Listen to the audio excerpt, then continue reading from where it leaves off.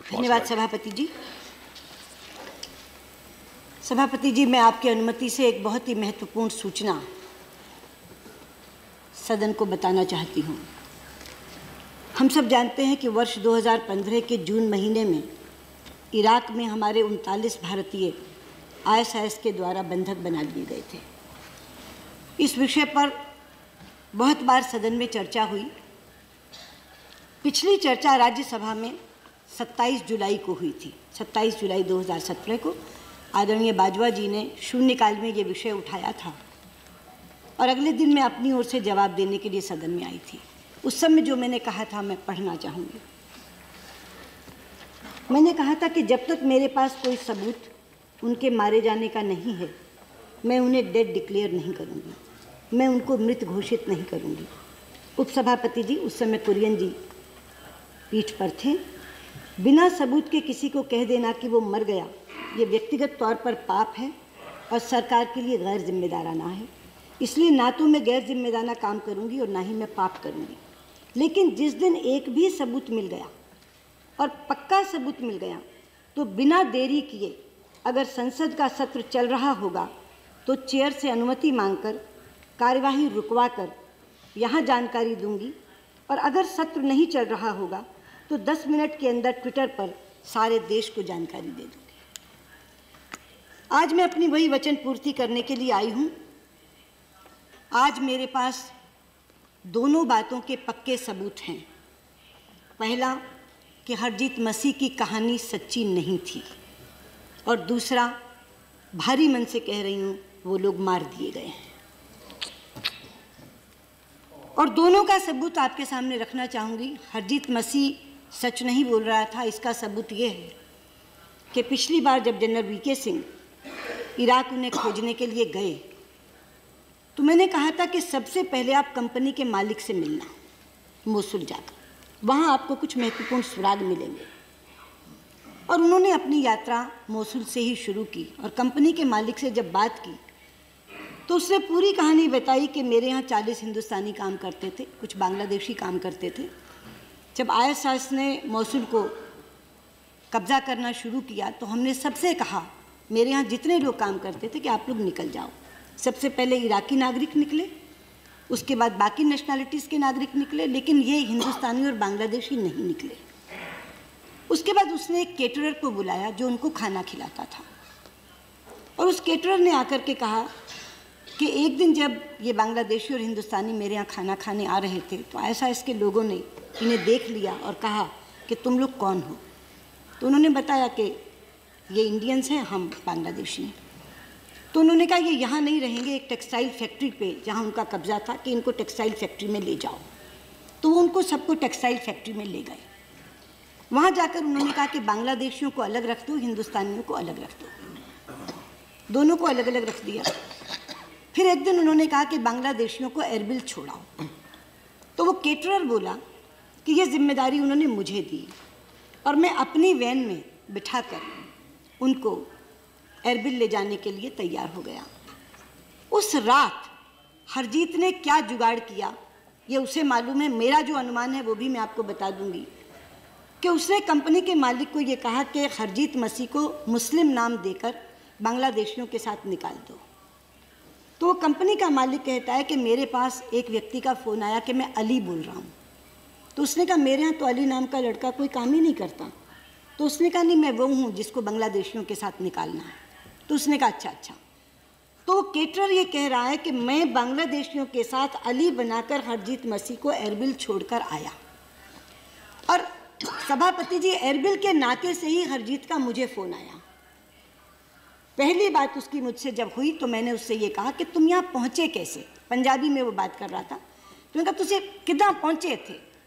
मैनू नहीं जी पता, मुझे नहीं पता। तो मैंने कहा ऐसा कैसे हो सकता है, आपको नहीं पता? आप बात कर रहे हैं मुझसे, एरबिल से बात कर रहे हैं, आप ये तो बताइए। नहीं आंटी जी, तुसी मैनू कढ़ लो, मतलब आप मुझे निकाल लो। मैंने कहा बेटा मैं तुम्हें ज़रूर निकालूंगी, लेकिन मुझे ये बताओ तुम यहाँ पहुँचे कैसे, तो कितना पहुँचा? नहीं जी ये मैनू नहीं पता। 3-4 बार मैंने पूछा, उसने कहा मुझे नहीं पता।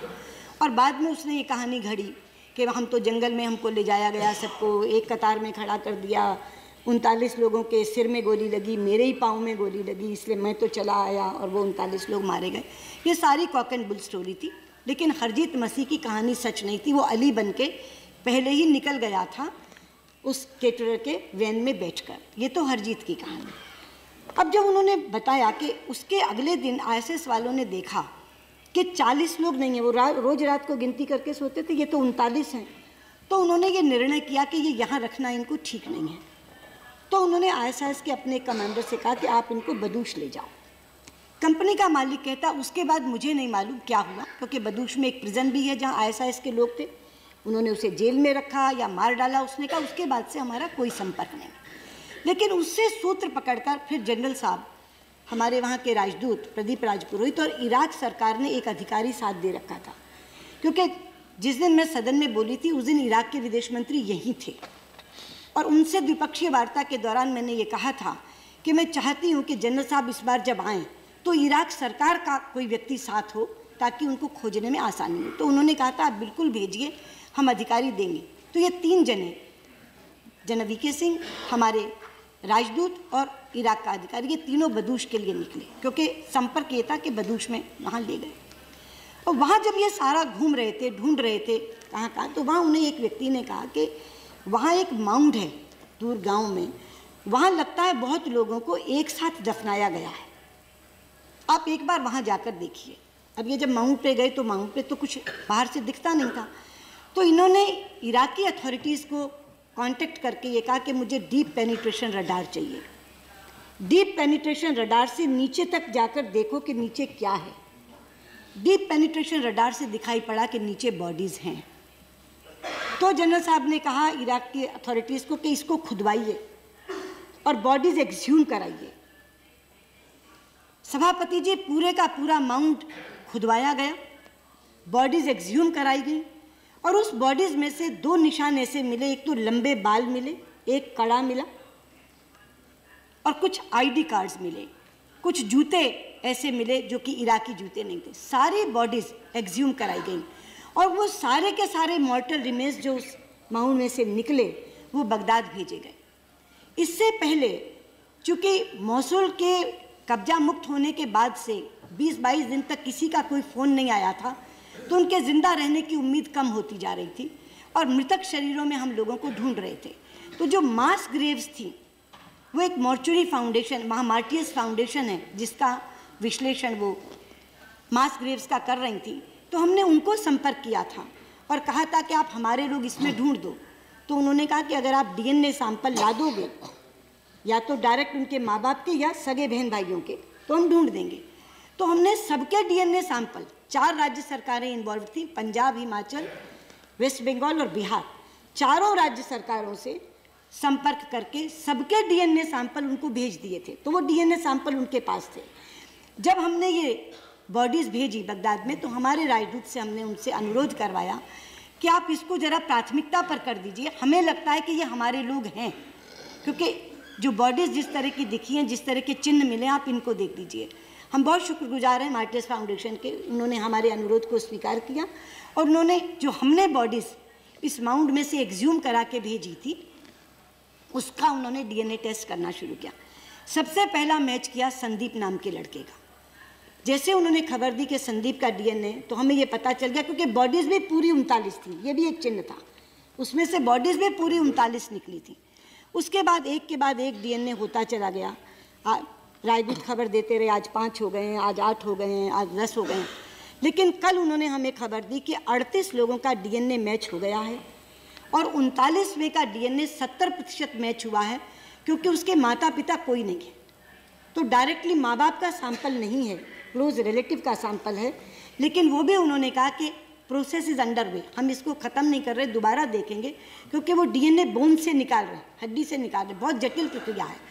लेकिन आज वो 1:30 बजे, हिंदुस्तान के 1:30 बजे, वहाँ से मार्टियर्स फाउंडेशन की हेड स्वयं प्रेस कॉन्फ्रेंस करके ये बात बताएंगी कि जो बॉडीज़ भारत सरकार द्वारा हमें दी गई थी 39, उसमें से 38 के DNA मैच कर गए हैं, और उन्होंने क्या DNA मैचिंग की प्रक्रिया अपनाई है इसका भी पूरा ब्यौरा वो वहाँ देंगी, और 39वें का अंडर प्रोसेस है। तो जो बात मैंने कही थी कि दोनों के पक्के सबूत हैं यानी हरजीत मसीह अली बनकर निकला, इसका सबूत कंपनी का मालिक दे रहा है जहां वो काम करता था, और वो मारे गए हैं।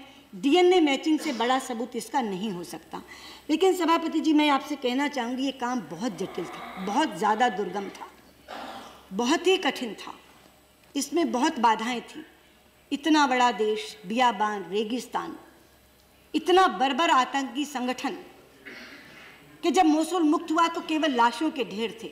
इतने मृतकों में से अपने लोगों को ढूंढना, मैं इसके लिए विशेष तौर पर आभार व्यक्त करना चाहूँगी अपनी तरफ से जनरल वीके सिंह का। वो इतने तारीफ के काबिल हैं, मैं जितनी तारीफ उनकी करूँ उतनी कम है। उन्होंने सारी बाधाओं को पार किया, सारी कठिनाइयों को झेला। जिस दिन बदूश गए उस दिन रात को एक किसी गांव के एक छोटे कमरे में वो ज़मीन पर 3 लोग सोए हैं, लेकिन उन सारी कठिनाइयों को झेलते हुए वो अंत तक पहुँचे। और जो बात मैंने यहाँ कह दी थी कि बिना सबूत के मृत घोषित नहीं करूँगी, पक्का सबूत मिलेगा तो मृत घोषित करूँगी, वो वाकई वो सबूत खोज कर लाए। लेकिन उनके साथ साथ मैं धन्यवाद करना चाहूँगी इराक सरकार का, जिन्होंने हमारी बात मान करके अपना अधिकारी साथ दिया खोजने में, वरना मास ग्रेव्स में तलाशते रहते। अपना माउंड उन्होंने, और कौन करता है सभापति जी, डीप पेनिट्रेशन रडार से पहले नीचे जाकर के देखना, फिर पूरे का पूरा गड्ढा, पूरे का पूरा माउंट खुदवाना, फिर बॉडीज एक्सह्यूम करानी, फिर उनको बगदाद ले जाना और वहाँ फिर परीक्षण करना। और तीसरा आभार मैं करना चाहूँगी मार्टियस फाउंडेशन का, जिन्होंने हमारे अनुरोध को केवल स्वीकार ही नहीं किया। ये बात 27 जुलाई की है और आज वो स्वयं प्रेस कॉन्फ्रेंस करके कहने वाले हैं कि हमारा ये डीएनए मैच कर गया है। और मैं कृतज्ञता ज्ञापित करना चाहूँगी प्रधानमंत्री जी के प्रति, जिन्होंने 3 वर्षों तक बहुत धीरज से इस तलाश को जारी रखवाया और कभी मेरा हौसला पस्त नहीं होने दिया। हमेशा ये कहा कि तुम इस तलाश को जारी रखो। मैं अब ये कहना चाहूँगी कि हमने अपने राजदूत को कह दिया है कि वहाँ वो तैयारी करे। हम केवल घोषणा तक नहीं रुक रहे हैं। जनरल वीके सिंह जहाज़ लेकर यहाँ से इराक जाएंगे। उनके पार्थिव शरीर कॉफिन्स में पूरे सर्टिफिकेट के साथ, केवल उनके नाम और पासपोर्ट नंबर के साथ नहीं, मार्टियस फाउंडेशन के सर्टिफिकेट के साथ कि इनका डीएनए फलां से मैच हुआ है, ताकि ये वही व्यक्ति है। उनके जहाज़ में उनके पार्थिव शरीर लेकर आएंगे। जहाज़ पहले अमृतसर उतरेगा, 31 लोग उसमें पंजाब के और 4 हिमाचल के, उनको हम वहाँ बॉडीज़ देंगे। फिर पटना जाएंगे उसी जहाज़ को लेके। जो बिहार के लोग हैं उनके पार्थिव शरीर वहाँ के परिवारजन को सौंपेंगे। वहाँ से कलकत्ता जाएंगे और जो वेस्ट बंगाल के लोग हैं उनको सौंपेंगे। कहते हैं सभापति जी, मरे का सब्र आ जाता है, खोए हुए का सब्र नहीं आता। अगर ये खोए हुए रहते, मिसिंग कैटेगरी में रहते जो आज तक थे, तब तक एक आस बंधी रहती, क्लोजर नहीं होता। लेकिन मैंने कहा था कि मैं पक्के सबूत के साथ क्लोजर करूंगी। आज मैं ये कहना चाहूँगी कि जब हम उनके परिवारजन को उनके बच्चों की अस्थियाँ, उनके पार्थिव शरीर दे देंगे तो भले ही रोध होकर सही, लेकिन वो क्लोजर कर देंगे। मैं चाहूँगी कि आज ये सदन उन सब के प्रति मौन रहकर अपनी ओर से श्रद्धांजलि दे और उन परिवार को सांत्वना दे जिन परिवार वालों के बच्चे 3 साल बाद भले ही जीवित नहीं, लेकिन कम से कम उनके पार्थिव शरीर उन तक पहुंच रहे हैं। बहुत बहुत धन्यवाद। सुषमा जी,